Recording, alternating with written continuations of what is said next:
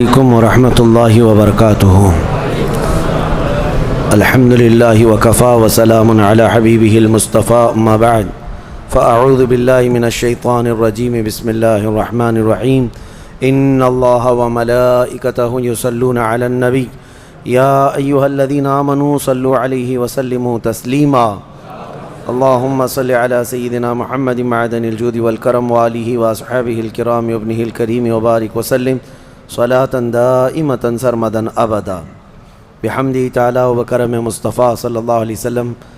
آج کی شب میں قرآن عظیم کے 26 پارے مکمل ہو چکے ہیں. اللہ کریم بقیہ قرآن عظیم کے پاروں کو صحیح تجوید سے پڑھنے اور آپ کو سماعت کرنے کی توفیق عطا فرمائے.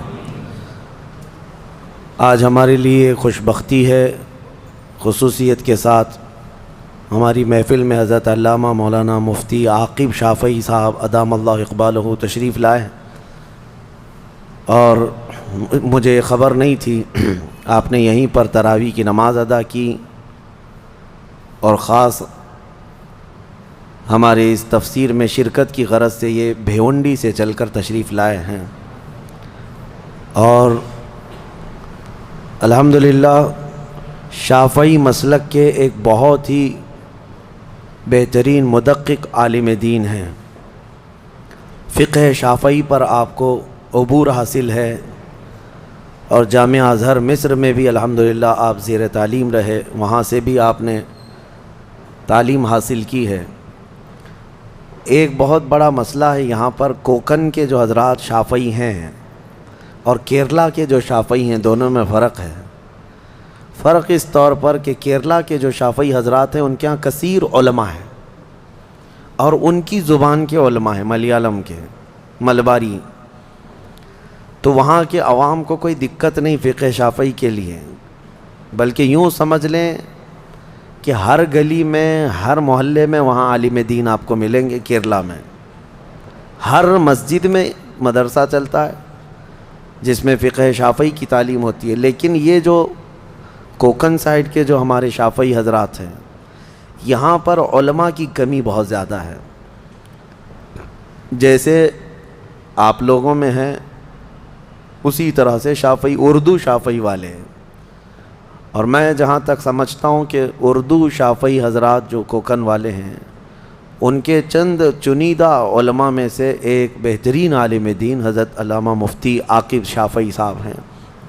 اللہ تبارک و تعالیٰ ان کے علم میں اور برکتیں عطا فرمائے، روز افزوں ترقی عطا فرمائے. آپ ایک مدرسے کے بانی بھی ہیں اور مدرس بھی ہیں الحمدللہ. بہرحال میں مختصراً آج آپ کے سامنے عرض کرتا ہوں. آج ہم نے سورہ احقاف، سورہ محمد، سورہ فتح، سورہ حجرات اور سورہ قاف، سورہ ذاریات کا کچھ حصہ تلاوت کی ہے. یہ تمام صورتیں بڑے احکام لیے ہوئے ہیں. ہم نے جو صورتیں تلاوت کی اس میں سورہ فتح، جس کا آپ نے تذکرہ بھی بہت مرتبہ سنا ہوگا، اللہ کریم نے اس میں اپنے حبیب صلی اللہ علیہ وسلم کو بشارت عظمیٰ عطا کی ہے کہ اے محبوب، ہم نے آپ کو روشن فتح عطا فرمائے.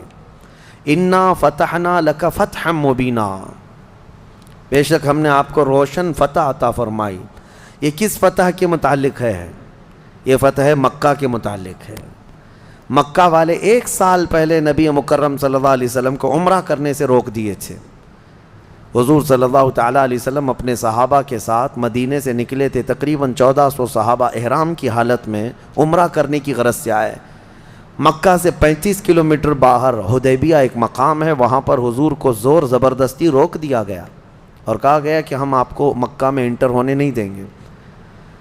تو یہ ایسی داداگیری تھی مکہ والوں کی کہ مکہ میں طواف کبھی کسی کے لیے روکا نہیں جاتا تھا. وہاں دشمن بھی آتے تھے جن کے ساتھ ان کی جنگیں ہوتی تھی، وہ ایام حرمت میں، حرمت والے مہینوں میں وہ آتے تھے. لیکن نبی پاک صلی اللہ علیہ وسلم اور اصحاب کو مجبور کر دیا ان لوگوں نے کہ آپ مکہ میں نہیں آ سکتے. یہیں پر وہ صلح ہوئی تھی جس کو صلح حدیبیہ کہتے ہیں. مشہور ہے یہ. دونوں فریق کے درمیان ایک ایسا ایگریمنٹ بنا تھا جس کو دیکھ کر کے بظاہر ایسا لگتا تھا کہ مسلمانوں نے دب کر صلح کر لی، لیکن نگاہ نبوت دیکھ رہی تھی کہ ہونا کیا ہے۔ ان عقود میں جو عقد میں جو لکھا گیا تھا اس میں یہ تھا کہ اس سال آپ عمرہ نہیں کریں گے، یہیں احرام کھول کر واپس چلے جائیں گے مدینے۔ پھر اس میں یہ لکھا ہوا تھا کہ اگر کوئی مکہ سے بھاگ کر آپ کے ہاں آئے تو آپ اس کو واپس کریں گے، اور اگر مدینے سے کوئی بھاگ کر ہمارے پاس آئے تو ہم اسے واپس نہیں کریں گے، ہم اپنے پاس رکھیں گے۔ یہ زور زبردستی کی ایگریمنٹ تھی۔ اس میں اور بھی بہت ساری چیزیں تھیں۔ حضور پاک صلی اللہ علیہ وسلم نے ہر ایک چیز کو مان لیا تھا۔ حالانکہ صحابہ اکرام رضوان اللہ تعالیٰ علیہ مجمعین اس وقت جو تھے، یہ وہ صحابہ تھے جو بدر لڑ چکے تھے، احد لڑ چکے تھے، خندق ہو چکی تھی، بڑی بڑی جنگوں میں شرکت کر چکے تھے، ان کو تو تجربہ تھا مکہ والوں سے لڑنے کا۔ تو انہوں نے عرض کیا یا رسول اللہ صلی اللہ علیہ وسلم آپ اجازت دے دیں، ہم ان کے ساتھ جنگ کریں گے۔ حضور نے منع فرمایا، اللہ کا حکم نہیں ہے۔ تو جنگ کرنے سے حضور نے جو منع کیا، صحابہ اکرام رضوان اللہ تعالیٰ علیہ مجمعین میں ایک عجیب سی کشمکش تھی۔ روایت میں سیدنا عمر ابن خطاب رضی اللہ تعالیٰ حضور پاک صلی اللہ علیہ وسلم کے پاس آئے، کہا کہ یا رسول اللہ کیا ہم حق پر نہیں ہیں؟ کہا بالکل حق پر ہیں۔ کہا ہمیں جنگ کی اجازت کیوں نہیں دی جا رہی؟ حضور پاک صلی اللہ علیہ وسلم نے فرمایا عمر میں جو دیکھ رہا ہوں وہ تم نہیں دیکھ سکتے۔ حضرت عمر کئی صحابہ کے پاس گئے، یہاں تک کہ حضرت ابو بکر کے پاس گئے۔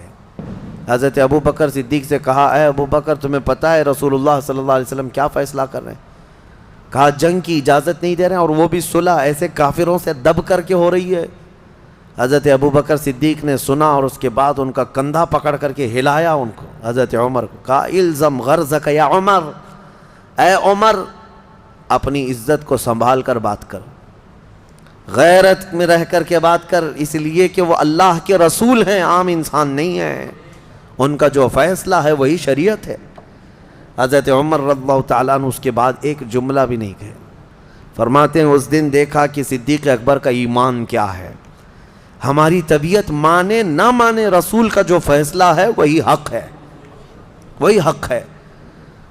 حضرت عمر رضی اللہ تعالیٰ عنہ کا یہ معاملہ تھا۔ اس کے بعد صلح تو ہوئی، اتفاق دیکھیں اس وقت ابھی صلح مکمل ہونے سے پہلے ہی ایک صحابی تھے جو مکہ سے جان چھڑا کر کے ان کے پاس آ گئے تھے، ان کو بہت ظلم کیا جاتا تھا۔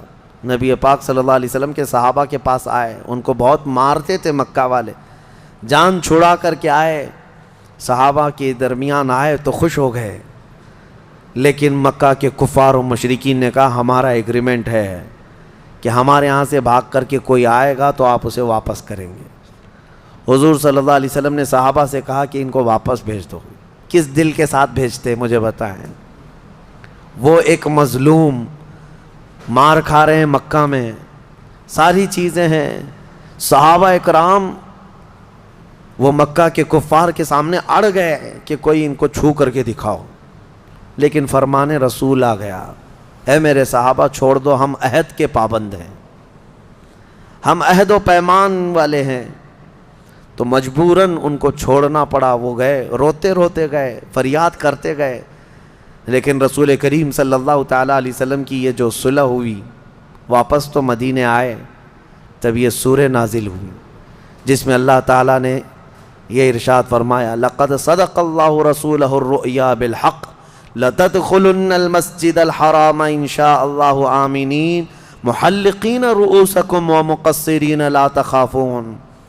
اللہ تعالیٰ اپنے رسول کا خواب سچ کر دکھایا، بے شک کہ ضرور ضرور رسول آپ داخل ہوں گے مسجد حرم میں، وہ بھی امن و امان کے ساتھ مسجد حرم میں آپ آئیں گے۔ ہوا یہ کہ اس وقت حضرت عثمان غنی کو بھیجا گیا تھا مکہ کے حالات دیکھنے کے لیے۔ حضرت عثمان مکہ والوں میں معزز تھے، ان کی لوگ عزت کرتے تھے۔ حضرت عثمان غنی آئے، بات چیت کی غرض سے آئے، تو وہاں جتنے کفار و مشرکین کے سردار تھے انہوں نے دیکھا اور کہا عثمان تم سے ہماری دشمنی نہیں ہے، دیکھو ہم محمد صلی اللہ علیہ وسلم اور ان کے ساتھیوں کو آنے نہیں دیں گے مکہ میں، اور رہی بات عمرہ کی، تم احرام کی حالت میں آئے ہو، احرام کی حالت میں حرم میں آ گئے مکہ میں، کہا تم چاہو تو اپنا طواف کر کے عمرہ مکمل کر لو اور جاؤ۔ حضرت عثمان غنی نے کہا قسم خدا کی یہ احرام آخری سانس تک بھی باقی رکھنا پڑے تو رکھوں گا، بغیر میرے مصطفیٰ کے عمرہ نہیں کروں گا۔ وہاں پہنچ کر کے بھی انہوں نے خانہ کعبہ کا طواف نہیں کیا، خانہ کعبہ کا طواف نہیں کیا، عمرہ نہیں کیا، ویسے ہی چلے آئے۔ اسی کو امام اہل سنت فاضل بریلوی نے فرمایا نا، طیبہ نہ سہی افضل مکہ ہی بڑا ظاہر، ہم عشق کے بندے ہیں کیوں بات بڑائی ہے۔ لوگ یہ مکہ مدینے کی فضیلت میں ڈسکس کرتے رہ جاتے ہیں۔ مسئلہ یہ ہے کہ صرف خانہ کعبہ ہی نہیں، اصل عظمت مصطفیٰ ہے۔ یہ نہ ہو تو پھر خانہ کعبہ کے لاکھ چکر بھی کسی کام کے نہیں۔ حضرت عثمان غنی رضی اللہ تعالیٰ عنہ کا یہ عمل بتاتا ہے کہ وہ احرام کی حالت میں اگر کوئی وہاں تک گیا ہے تو ظاہر سی بات ہے اب اگر احرام کھولے گا تو اس پر دم واجب ہے، بکرا قربان کرنا پڑے گا، وہ سب منظور ہے ان کو، لیکن میرے مصطفیٰ کے بغیر طواف کرنا منظور نہیں۔ واپس آ گئے، سال بھر نہیں گزرا تھا، 6 ہجری کا معاملہ ہے، 7 ہجری کے قریب دوبارہ نبی پاک صلی اللہ تعالیٰ علیہ وسلم دوسرے سال جب تشریف لائے رہے تھے، اس وقت 10,000 صحابہ تھے، اور 10,000 صحابہ کے ساتھ جب مدینے سے مکہ نکلے، وہ ہیبت ایسی طاری تھی کہ مکہ والوں کے دل پورے ہل چکے تھے اور کوئی مقابلے کو تیار نہیں تھا، سب ادھر ادھر بھاگم بھاگی چل رہی تھی، کوئی کس کے ہاں جا رہا ہے، کوئی کس کے ہاں جا رہا ہے، اور اللہ تعالیٰ نے اپنے نبی کو وعدہ پورا کیا۔ نبی پاک صلی اللہ علیہ وسلم 20 رمضان المبارک 7 ہجری کو مکہ مکرمہ میں اس شان کے ساتھ داخل ہوئے کہ حضور کے داخل ہونے کی تاریخ سے لے کر آج تک دوبارہ کبھی خانہ کعبہ میں شرک اور بت پرستی نہیں ہو سکی۔ حضور پاک صلی اللہ علیہ وسلم نے جو پاک کیا اور خانہ کعبہ کو جو اور مسجد حرم کو جو پاک کیا، بہرحال یہ فتح مکہ میں نے اس سے قبل بھی بتایا تھا، تو یہ روشن فتح جس کا ذکر سورہ فتح میں آیا ہے یہ فتح مکہ ہے۔ یہاں ایک مسئلہ ہے، عقیدے کی بات بھی ہے، میں عرض کیے دیتا ہوں۔ اس آیت میں اللہ نے فرمایا لِيَغْفِرَ لَكَ اللَّهُ مَا تَقَدَّمَ مِن ذَنبِكَ وَمَا تَأَخَّرَ، اللہ نے آپ کو روشن فتح عطا فرمائی۔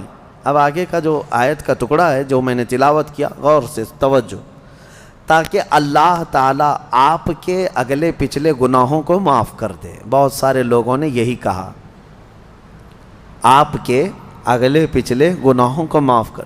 مارکیٹ میں ملنے والے بہت سارے قرآن کے ترجمے ہیں، ان میں اٹھا کر دیکھو تو یہی ترجمہ ہے، اے رسول آپ کے اگلے پچھلے گناہوں کو اللہ تعالیٰ معاف کر دے۔ اس لیے روشن فتح عطا کی تاکہ آپ کے اگلے پچھلے گناہوں کو معاف کر دے۔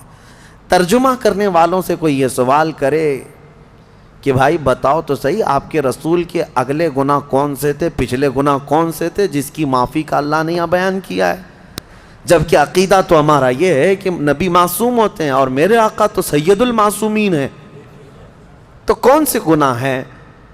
اسی لیے ہم کہتے ہیں نا، ہر کتاب کو اٹھا کر پڑھ لینے کا نام علم نہیں۔ ہاں، جیسے آج گوگل کے بہت سارے شاگرد ہیں بیچارے، گھس جاتے ہیں کسی میں بھی، تمہیں اگر کہیں لکھا ہوا دکھ گیا اسلام تو یہ ضروری نہیں کہ اسلام ہی ہے، یہاں تو ہزاروں رہزن ہیں لباس خضر میں۔ ہاں، بہت سارے معاملات ہیں، کس سے پڑھ رہے ہو کس سے لے رہے ہو یہ دیکھنا ضروری ہے۔ قرآن کا ترجمہ کئی لوگوں نے کیا اس طرح سے، لیکن آؤ بریلی کے امام عشق و محبت کا ترجمہ کنز الایمان اٹھاؤ، آپ نے کس سلیس انداز میں اور کس ادب کے انداز میں فرمایا، اے رسول ہم نے آپ کو روشن فتح عطا کی تاکہ آپ کے اگلوں اور پچھلوں کے گناہ معاف کر دیے جائے۔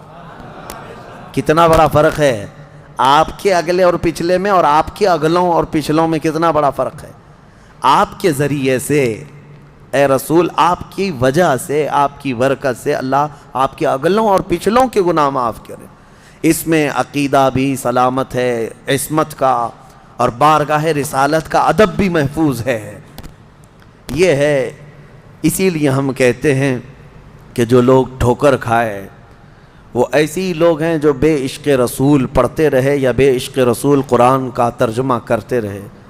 میں نے بہت قبل آپ کو تفسیر میں بتایا تھا، اللہ نے فرمایا قد جاءکم من اللہ نور و کتاب مبین، تحقیق کہ تمہارے پاس اللہ کی طرف سے ایک نور آیا اور ایک روشن کتاب۔ نور سے مراد رسول اللہ کی ذات اور روشن کتاب سے مراد قرآن عظیم۔ لیکن اس آیت میں پہلے کس چیز کا ذکر آیا ہے؟ قد جاءکم من اللہ نور، نور کا ذکر ہے۔ نور ویسے نارمل چیز بھی یہی ہے کہ کسی بھی کتاب کو پڑھنے کے لیے لائٹ پہلے چالو کرنا پڑتا ہے، اجالا ہو تو کتاب پڑھی جاتی ہے نا، نور پہلے ہو پھر کتاب مبین پڑھ سکتے ہیں۔ اسی لیے اس آیت کی ترتیب بھی دیکھیں، نور پہلے ہے، مطلب یہ ہے کہ تم پہلے اپنے قلب کو نور مصطفیٰ سے جگمگاؤ، پھر قرآن پڑھو، تمہارے قدم ہدایت پر رہیں گے، تمہارے قدم ہدایت پر رہیں گے۔ عزیزان گرامی وقار، اسی سورہ فتح کی آخری آیت ہے جس میں اللہ نے فرمایا محمد الرسول اللہ والذین معہ اشداء علی الکفار رحماء بینہم تراہم رکعا سجدا یبتغون فضلا من اللہ ورضوانا۔ اللہ فرماتا ہے محمد اللہ کے رسول ہیں، اور ان کے ساتھ جو ہیں، اب ان کے ساتھ کون ہیں؟ صحابہ، سمپل سی بات ہے، ہر کوئی جانتا ہے۔ ان کے ساتھ جو ہیں، اللہ فرماتا ہے ان کی صفات کیا ہیں، سنو ابھی۔ اللہ فرماتا ہے اشداء علی الکفار، کافروں پر سخت ہیں، رحماء بینہم، آپس میں نرم دل ہیں، آپس میں نرم دل ہیں۔ تراہم رکعا سجدا یبتغون فضلا من اللہ ورضوانا، تم ان کو دیکھو گے رکوع اور سجدے کے عالم میں ہوں گے اور اللہ کا فضل ڈھونڈ رہے ہوں گے۔ یہ صحابہ کی صفت ہے۔ سیماہم فی وجوہہم من اثر السجود، ان کے چہروں پر تو سجدوں کے نشان آ چکے ہوں گے۔ اس کا مطلب وہ نہیں جو کالا نشان ہے، شامی کباب۔ بہت سارے لوگ اس آیت سے یہی سمجھتے ہیں سیماہم فی وجوہہم، وجوہہم ہے ایک، یہ عربی میں وجہ جو ہے پورے چہرے کو کہتے ہیں، اور پیشانی کو جبہہ کہتے ہیں۔ جبہہ یعنی پیشانی پر اگر نشان کی بات ہوتی تو صرف جبہہ کا لفظ آتا۔ اللہ نے قرآن میں فرمایا فی وجوہ، ان کے پورے چہرے پر سجدے کے نشان ہیں، یعنی چہرہ چمکدار ہوگا۔ اور بعض لوگ گھس گھس کر کے پیشانی پر کہتے ہیں کہ یہی نشان ہے جو قرآن میں ذکر ہے۔ بہرحال وہ ایک الگ مسئلہ ہے، ہم بھی بہت سالوں سے سجدے کر رہے ہیں، بہت سالوں سے ہم بھی نماز پڑھ رہے ہیں۔ بہرحال جو صحابہ کرام رضوان اللہ تعالیٰ علیہ مجمعین کی صفت آئی ہے اس پر مجھے بات کرنا ہے۔ کیا ہے؟ اشداء علی الکفار رحماء بینہم، وہ کافروں پر سخت ہیں اور آپس میں نرم دل ہیں۔ اے مسلمانوں، کہیں اس کو تم نے پلٹ تو نہیں دیا؟ کہیں اس کو الٹ تو نہیں دیا کہ اب آپس میں بہت سخت ہو گئے اور دوسروں کے لیے نرم ہو گئے؟ ہم دیکھ رہے ہیں، حالات دیکھ رہے ہیں، اپنوں کے لیے اتنا سخت دل ہو گئے ہیں لوگ، بات چیت کرنا پسند نہیں ہے، سلام کلام نہیں ہے، ملنے کی خواہش نہیں ہے، اور وہی کفار و مشرکین کے ساتھ خوب بگاڑی جا رہی ہیں، ان کے آؤ بھگت کیے جا رہے ہیں، ان کے استقبال بھی چل رہے ہیں۔ یہ آیت کو الٹ کر کے رکھ دیا اس زمانے کے لوگوں نے۔ جو صحابہ کی کیفیت تھی وہ یہ تھی۔ آپ کو پتہ ہے صحابہ کرام رضوان اللہ تعالیٰ علیہ مجمعین کوئی رعایت نہیں کرتے تھے اگر اس کے اندر ایمان نہیں ہے تو۔ آج ہی کے درس میں نے صبح بتایا، جنگ احد میں ابو عامر راہب، جس کو پورے مدینے والے چاہتے تھے، وہ راہب کے نام سے مشہور تھا، وہ مکہ بھاگ کر چلا گیا تھا جب حضور آئے تھے مدینے، اور مکہ والوں کو بھڑکا کر کے احد کے میدان میں لایا تھا، اور اس نے یہ کہا تھا کہ اے لوگوں، پورا مدینہ میرا، جیسے آج کہتے ہیں فین فالوئنگ ہے، ہاں ایک بات پر سب ٹوٹ پڑیں گے، چلو میں جب جاؤں گا پکاروں گا مدینے والے صاحب محمد کا ساتھ چھوڑ کر میری طرف آ جائیں گے صلی اللہ علیہ وسلم۔ تو ابو عامر راہب آیا میدان میں اور پکارنے لگا، اے مدینے والو دیکھو میں آ گیا، میری تم بڑی عزت کرتے تھے، میری بڑی خاطر تواضع کرتے تھے۔ وہ بابا تھا مدینے کا، لوگ اس کی ارد گرد گھومتے ہی رہتے تھے، حضور کے آنے سے پہلے کی بات، اور وہ جلن کے مارے بھاگ کر گیا تھا مکہ سے، مدینے سے، اب جب وہ للکارنے لگا تو جانتے ہو جو برسوں سے اس کو راہب کہتے تھے وہ انصار صحابہ آگے بڑھتے ہیں اور کہتے ہیں ہاں ابو عامر راہب، ابو عامر ہم تجھے اچھی طرح پہچانتے ہیں، تو فاسق ہے، عدو اللہ ہے، تو اللہ کا دشمن ہے، رسول اللہ کا دشمن ہے، ہم اچھی طرح تجھے جانتے ہیں۔ اور جب اس کو سب صحابہ نے للکار دیا تو ایک صحابی آگے بڑھ کر کے آئے، حضرت حنظلہ، کہا رسول اللہ پاک صلی اللہ علیہ وسلم سے عرض کیا آقا مجھے اس سے لڑنے کی اجازت دیں، میں اس کی گردن مار کے آؤں۔ جانتے ہیں یہ حنظلہ کوئی اور نہیں اسی ابو عامر کے بیٹے ہیں، سگے بیٹے ہیں، جو للکار رہا ہے میدان میں۔ حضور نے اجازت نہیں دی گردن مارنے کی، کہا مناسب نہیں لگتا کہ تم بیٹے ہو اور اپنے باپ کی گردن مار دو۔ رسول کریم صلی اللہ علیہ وسلم نے انہیں روک دیا، لیکن جب وہ ابو عامر واپس گیا اپنی کفار مکہ کے درمیان، سب اس کے پیچھے پڑ گئے، کہا تو بڑی بڑی باتیں کر کے آیا تھا کہ تجھے دیکھ کر پورے مدینے والے محمد کا ساتھ چھوڑ دیں گے، یہاں تو حال یہ ہے کہ تیرا بیٹا ہی تیری گردن مارنے کے لیے آ گیا ہے۔ وہ کہتا ہے غضب کا جادو کیا ہے محمد نے، نعوذ باللہ من ذالک۔ میرے عزیزو جادو نہیں، یہی ایمان پلایا ہے میرے آقا نے۔ صحابہ کا یہی تو تھا مسلک، یہی مشرب، یہی اشداء علی الکفار، وہ چاہے کوئی بھی ہو، باپ ہو کہ بیٹا ہو کہ بھائی ہو، کوئی بھی ہو، وہ سخت تھے ان معاملات میں۔ رحماء بینہم، اور آپ کو پتہ ہے بدر کے میدان میں اتنے رشتے ہیں بتائیں تو ایک بڑی طویل داستان ہے۔ ادھر کفار کی طرف ماموں ہے، یہاں صحابہ میں بھانجا ہے، ادھر باپ ہے ادھر بیٹا ہے، ادھر بھائی ہے ادھر ایک بھائی ہے، ادھر چاچا ہے ادھر بھتیجا ہے، کتنے معاملہ۔ حضرت علی کرم اللہ وجہہ الکریم ادھر ہیں حضور صلی اللہ علیہ وسلم کی طرف، حضرت حمزہ یہاں ہیں، اور کفار کی طرف عباس ہیں۔ حضرت حمزہ اور عباس سگے بھائی ہیں۔ حضرت علی کے سگے بھائی عقیل بن ابی طالب، وہ بھی کفار کی طرف سے آئے۔ کتنے رشتے بتائیں آپ کو۔ یہ اور بات ہے کہ یہ لوگ بعد میں اسلام لائے ہیں، بعد میں اسلام لائے۔ ابو جہل حضرت عمر فاروق کا ماموں ہے، ادھر حضرت عمر ابن خطاب ہیں ادھر۔ یہ صحابہ نے یہ دیکھا ہی نہیں کہ ہمارا ان سے کیا رشتہ ہے، انہوں نے صرف یہ دیکھا ہے کہ اگر نسبت مصطفیٰ نہیں ہے تو یہ ہمارے کچھ بھی نہیں لگتے، کچھ بھی نہیں لگتے۔ اشداء علی الکفار، یہ صفت تھی۔ اب اس کا مطلب یہ نہیں ہے، بعض لوگ یہ سمجھتے ہوں کہ سختی کرنے کا مطلب کیا ہے۔ ہم جہاں رہتے ہیں کفار و مشرکین سے ہمارے معاملات ہیں، آپ تجارت کریں، اخلاق کے ساتھ رہیں، اچھے ویوہار کریں، ٹھیک ہے، لیکن اس کا مطلب یہ نہیں ہے کہ تم جو ہے مومنین کو سائیڈ لگا دو اور ان کی طرف نظر بھی نہ کرو اور تم یہ کہنے لگ جاؤ کہ نہیں یہ لوگ تو اچھے ہیں، یہ لوگوں کے ہاں یہ معاملہ اچھا ہے۔ میں حضرت ابو حازم رحمۃ اللہ تعالیٰ علیہ کی کتاب میں ایک حکایت پڑھ رہا تھا، میں نے فجر کے درس میں اس کو بیان بھی کیا تھا، بڑی حیرت کی بات ہے۔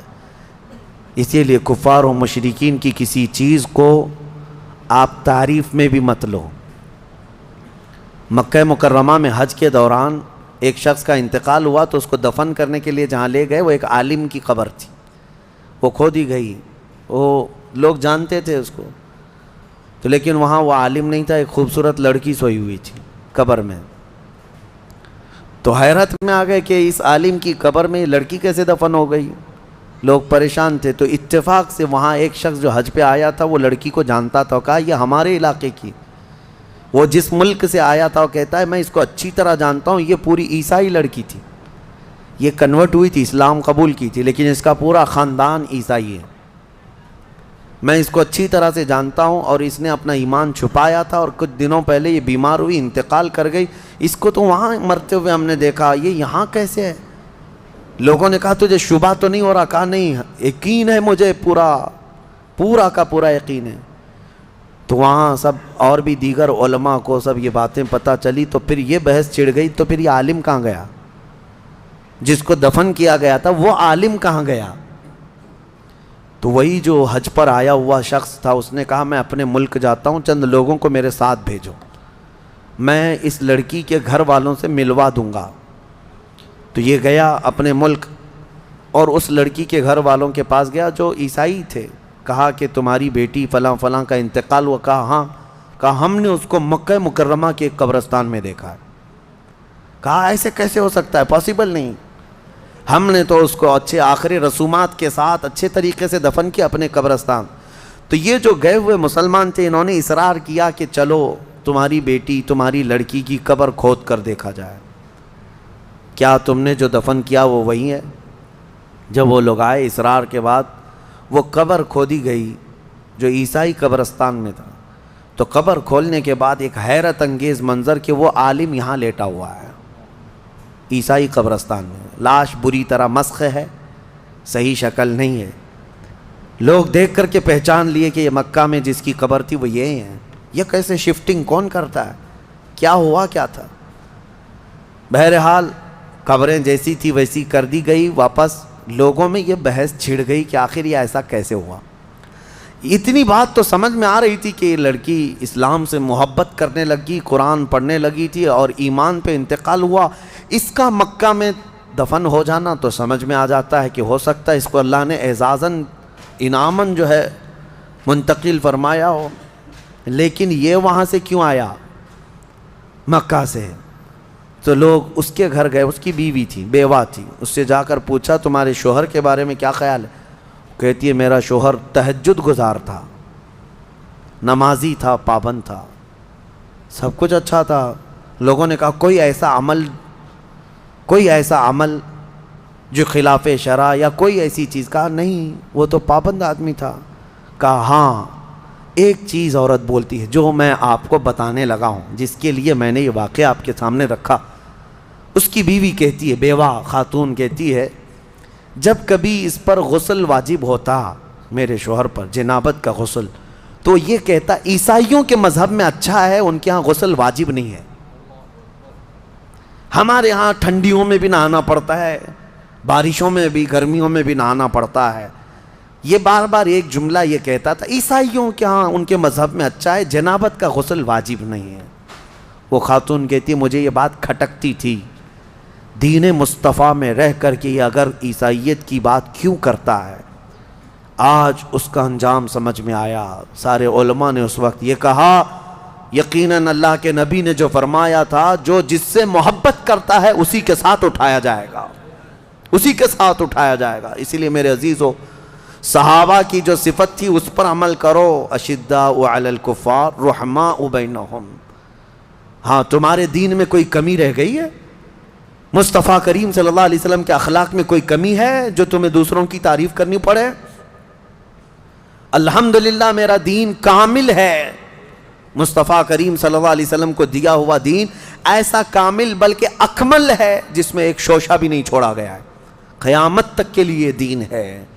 میں چیلنج کے ساتھ کہہ سکتا ہوں پوری دنیا کے دیگر ادیان کو لاؤ, کچھ تو مدون بھی نہیں ہے, لکھے ہوئے بھی نہیں ہے, بس ایسی اندھا دھند چل رہے ہیں کئی دن. کچھ مذہب جو ہے صرف افواہوں پر چل رہے ہیں. کچھ مذہب ہیں جن کی کتابیں ہیں, جن کے ہاں لا ہیں, لیکن سب کو لا کر کے بتا دو, میں بتاؤں گا اسلام کے علاوہ کوئی کمپلیٹ ہے ہی نہیں, کمپلیٹ نہیں ہے. میرے عزیزو جس کے پاس سب کچھ ہے اسے یہ سب دیکھنے کی ضرورت نہیں. بہرحال صحابہ اکرام رضوان اللہ تعالی علیہم اجمعین کی یہ صفت اللہ ہمیں عطا فرمائے. اشداء علی الکفار رحماء بینہم. امام اہل سنت فاضل بریلوی رحمۃ اللہ علیہ کی بات یاد آتی ہے کہ آپ کو ایک بار درد قولنج ہوا. درد قولنج جو ہوتا ہے یہ پیٹ میں مروڑ پیدا ہوتی اور ایسی سخت درد کہ ہر چیز پھیکی لگنے لگ جائے, کڑوی لگنے لگ جائے. اعلیٰ حضرت فرماتے ہیں میں ایک دن سے بیمار ایسا تھا کہ صرف نماز کے وقت میں وہ درد کم ہوتا, ظہر پڑا اس کے بعد پھر شدت کا درد, عصر پڑا پھر شدت کا درد, مغرب پڑا شدت کا درد. وہ لیٹے ہوئے تھے, علاج بھی چل رہا ہے. دوسرا دن گزر گیا, اعلیٰ حضرت فرماتے ہیں ایسا لگتا تھا کہ اس پیٹ کے درد سے جو ہے موت قریب آ جائے گی, اتنا سخت درد تھا. دوسرے دن اعلیٰ حضرت فرماتے ہیں کہ ان کے کوئی جاننے والے آئے, کہا کہ حضور فلاں ایک صاحب ہے, وہ کوئی پنڈت تھا, کہا کہ وہ جڑی بوٹیاں کرتا ہے, بہت ساری چیزیں ہیں علاج وغیرہ کے لیے. اعلیٰ حضرت نے منع فرمایا. اس کے بعد کچھ صحابوں نے کہا کہ بہت درد ہے، شدت کا درد ہے، دیکھ لینے میں کیا ہے. اور وہ صاحب بھی آپ کے درشن کرنا چاہتے ہیں، آپ کی زیارت کرنا چاہتے ہیں. اعلیٰ حضرت نے کچھ کہا نہیں، وہ آ گیا. اعلیٰ حضرت نے اس کو لکھا ہے. وہ آئے جو صاحب جن کو یہ لوگ لے کر کے آئے، وہ آتے ہی اعلیٰ حضرت کے پیٹ پہ ہاتھ رکھا اور کہا کہاں درد ہے؟ اعلیٰ حضرت فرماتے ہیں 2 دن سے کولنج کا اتنا درد مجھے نہیں ہوا تھا جتنا اس کے ہاتھ رکھنے سے ہوا. اس کے ہاتھ رکھنے سے جو مجھے درد ہوا. یہ کیا تھا؟ یہ کیا تھا؟ اشداء علی الکفار رحماء بینہم. یہی ہے. اب میں زیادہ اس کو سمجھاؤں تو ہماری باتوں کو لے جا کر کے توڑ مروڑ کر کے میڈیا والے چلائیں گے. بہت سارے اسی کے آڑ میں بیٹھے ہوئے ہیں. ہاں بالکل میرے عزیزو، میں ان کے اعلیٰ ایمان کی بات کر رہا ہوں. اور آج کے پتہ نہیں کئی ایسے سیکولر لوگ ہیں جو کنیا بابا پیشاب بھی بیچے تو لینے چلے گئے. ہاں اس کے پاس لینے کے لیے بھاگ گئے. ارے ہاتھ رکھنے کو نہیں دیا اعلیٰ حضرت نے، ہاتھ رکھنے کو نہیں دیا اور تم پیشاب پینے چلے گئے. میں سب کی بات نہیں کر رہا ہوں، الا ماشاء اللہ. الحمدللہ آج بھی ایمان کے ساتھ لوگ باقی ہیں. پیشاب کیا ہوا، اگر دودھ بھی پلائے تو ہم نہ پئیں، کیونکہ ہمیں پتہ ہے ہماری شفا مدینہ طیبہ کے تاجدار کے قدموں میں موجود ہے. ہاں ہم وہاں کی مٹی بھی اٹھا کے کھا لیں گے. اسی لیے میں کہتا ہوں میرے عزیزو، ایمان جو ہے جب راسخ ہو جاتا ہے تب بندہ ان تمام معاملات کو سمجھتا ہے، ورنہ وہ بھینس کی طرح ہر جگہ منہ مارتا رہتا ہے. ہاں ادھر بھی کھا لیا، ادھر بھی کھا لیا، ادھر بھی. جس کو کہا گیا ہے کہ رات کو لکڑیاں جمع کرنے والا جو آدمی ہوتا ہے نا، رات میں لکڑیاں جمع، وہ کیا کرتا ہے؟ ایک ٹوکرا لیتا ہے اور ٹکڑے جمع کرتا رہتا ہے لکڑی، اور صبح پتہ چلتا ہے کتنے گوبر کے ٹکڑے جمع کیا ہے، کتنے پتھر ہیں، کتنی لکڑیاں ہیں، کتنا لوہا ہے. کچھ بھی نہیں، وہ سب جمع کر لیا تھا ٹوکرے میں. کیوں؟ اندھیرا تھا. اسی لیے کہتے ہیں عشق رسول کا اجالا ہو تو تمہارے ٹوکرے میں کوئی ٹکڑا گوبر کا نہیں آئے گا. جو جمع کرو گے وہ انشاءاللہ ایمان کے ساتھ ہی جمع کرو گے. اللہ کریم ہمیں اہل ایمان کی صحبت عطا فرمائے. سورہ حجرات، میں مختصر اس میں 2 چند باتیں عرض کروں کیونکہ احکام بہت سارے ہیں سورہ حجرات میں. بس 2 آیتیں اگر آپ سن لیں. اللہ فرماتا ہے اے ایمان والو، اللہ اور اس کے رسول کے آگے مت بڑھو. دوسری آیت ہے اے ایمان والو، نبی کی آواز پر اپنی آوازیں بلند مت کرو. لا ترفعوا اصواتکم فوق صوت النبی ولا تجہروا له بالقول کجہر بعضکم لبعض. اور نبی کو ایسے مت پکارو جیسے آپس میں ایک دوسرے کو پکارتے ہو، ورنہ تمہارے اعمال ضائع ہو جائیں گے. ایک صحابی حضرت قیس تھے جن کا سنائی کم دیتا تھا ان کو، اور وہ اونچا بولتے تھے. جس کے کان کم سنائی دیتے ہیں وہ زور سے بولتے ہیں. حضور کی مجلس میں وہ بیٹھتے، حضور سے بلند آواز سے پوچھتے تھے یا رسول اللہ کیا کہا آپ نے؟ اللہ کو یہ ادا بھی پسند نہیں آئی. رب تعالیٰ نے آیت نازل فرمائی کہ نبی کی بارگاہ میں بلند آواز سے بات نہ کرو. آج بھی یہ آیت میرے آقا کی جالیوں پر لکھی ہوئی ہے. آج بھی ہے، آج بھی ہے. لوگوں وہاں سے گزرنے کے وقت آج بھی وہی احکام ہیں. نفس گم کردہ می آیت جنید و با یزیدیں جا. کہا گیا ادب گاہست زیر آسمان از عرش نازک تر. آسمان کے نیچے ایک ایسی جگہ ہے جو عرش سے بھی نازک ہے. یہاں جنید بغدادی اور بایزید بسطامی جیسے اولیاء آتے ہیں، اپنی سانسیں روک لیتے ہیں بارگاہ مصطفیٰ میں کہ نکلنے والی سانسوں سے کہیں روضہ رسول کی بے حرمتی نہ ہو جائے. پکارنا چلانا تو الگ بات ہے. تو یہاں کے آداب قرآن میں اللہ نے بیان فرمایا. وہ صحابی جب ان کو پتہ چلا کہ یہ آیت نازل ہو گئی تو وہ گھر میں بیٹھے رہ گئے، 40 دن تک روتے رہ گئے. بہت روئے کہ یہ آیت میرے ہی لیے نازل ہوئی. پھر دوسری آیت آئی ان الذین یغضون اصواتهم عند رسول اللہ. بے شک وہ لوگ جو اپنی آوازیں پست رکھتے ہیں، دھیمی رکھتے ہیں اللہ کے رسول کے نزدیک. اولئک الذین امتحن اللہ قلوبہم للتقوی. یہ وہ لوگ ہیں جن کے دلوں کو اللہ نے تقوی کے لیے چن لیا ہے. اور ادب بھی تو دیکھیں اللہ نے کیا فرمایا. جب نبی کے حجرے کے پاس جائیں، میرے گھر کے پاس آئیں گے تو آپ کیا کہیں گے؟ پکاریں گے، میرا نام لے کر پکاریں گے. کہیں گے حضرت حضرت آپ کے ہاں میں جاؤں گا تو آپ کا نام لے کر پکاروں گا، لیکن حجرے کے میں حضور کے حجرے کے پاس جائیں تو اللہ کیا فرماتا ہے؟ ان الذین ینادونک من وراء الحجرات اکثرهم لا یعقلون۔ جو رسول اللہ کے حجرے کے باہر، حضور کے گھر کے باہر آ کر پکارتے ہیں ان کا نام لے کر، ان میں اکثر عقل والے لوگ نہیں ہیں، تو نہ پکاریں حضور کو۔ بلکہ ادب اللہ نے خود فرمایا وَلَوْ أَنَّهُمْ صَبَرُوا حَتَّى تَخْرُجَ إِلَيْهِ۔ جانا ہو اگر رسول پاک کے پاس تو طریقہ اللہ بیان فرما رہا ہے، پکارو مت، جا کر تھوڑی دیر صبر کے ساتھ دروازے پر کھڑے رہو، میرا محبوب خود باہر آئے گا، حضور خود تشریف لائیں گے، یہ تمہارے لیے زیادہ بہتر ہوگا۔ بارگاہ رسول کا ادب میرے عزیزو، نعوذ باللہ من ذالک آج کچھ ایسے لوگ نکل پڑے جو حضور کو بالکل ہلکے انداز میں بات کر رہے ہیں، ہلکے انداز میں۔ کئی ایسے سوشل میڈیا کے جو دانشور کہلاتے ہیں، اب اسکالر بنے ہوئے ہیں اسلام کے، ان لوگوں نے نبی پاک کا بھی صحابہ کا بھی ایسے انداز میں نام لینا شروع کیا، نعوذ باللہ، جو عام لوگ بھی اپنا نام اس طرح نہیں لیتے، عام لوگ بھی ایک دوسرے کا نام نہیں لیتے۔ حضور پاک صلی اللہ علیہ وسلم کے متعلق اس طرح کہنا کہ وہ آج کے زمانے کا چھوکرا ہم کو سمجھائے گا۔ منافقین نے اگرچہ یہ بات کہی تھی، لیکن تم کس انداز سے کہو گے اس کو؟ منافقین اگر یہ کہتے تھے تو لوگ آج اس کو اس انداز میں بات کر رہے ہیں۔ صحابہ کا ادب دیکھو گے، حضور پاک صلی اللہ علیہ وسلم کے پاس جب بات کرتے تھے تو یوں کہتے ابی انت و امی یا رسول اللہ، میرے ماں اور میرے باپ آپ پر قربان ہوں اللہ کے رسول، اس کے بعد پھر بات کرتے تھے۔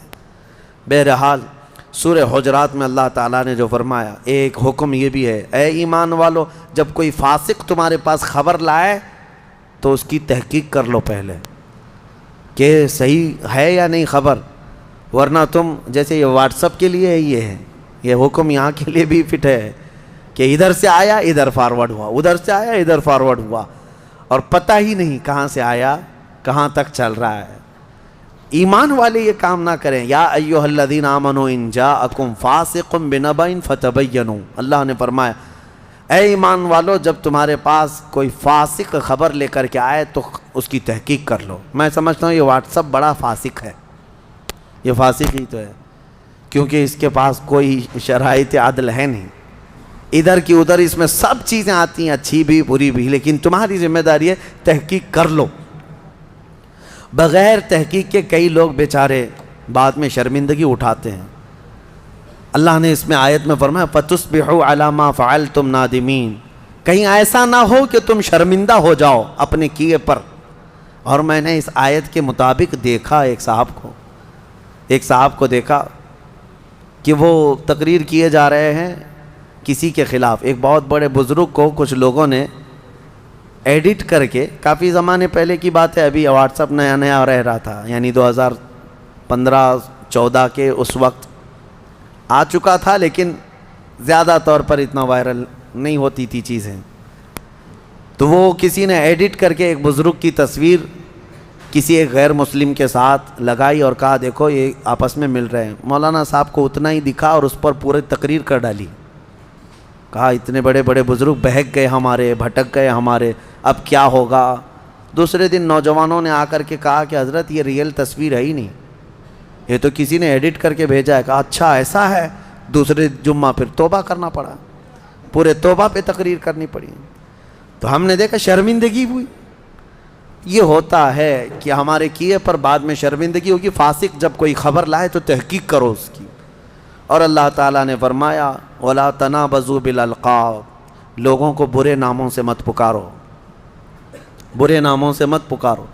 اور اللہ نے یہ بھی فرمایا اے ایمان والو، بہت زیادہ بدگمانی کرنے سے بچو، کسی کے بھی بارے میں بدگمانی کرنا اور غیبت کرنے کے بارے میں اللہ نے فرمایا کہ کیا تم میں سے کوئی یہ چاہتا ہے کہ تمہارے مرے ہوئے بھائی کا گوشت کھائے؟ جو مسلمان کسی مسلمان کی غیبت کرتا ہے وہ اپنے مردہ بھائی کا گوشت کھاتا ہے۔ اللہ کریم ہم سب کو ان تمام سیئ افعال سے محفوظ فرمائے، ہمیں عشق رسول کی دولت عطا فرمائے۔ دعا یہی ہے کہ مولا کریم تیرے رسول کے جلووں میں زندگی عطا فرما اور ان کے قدموں میں موت عطا فرما۔ وآخر دعوانا ان الحمد للہ رب العالمین۔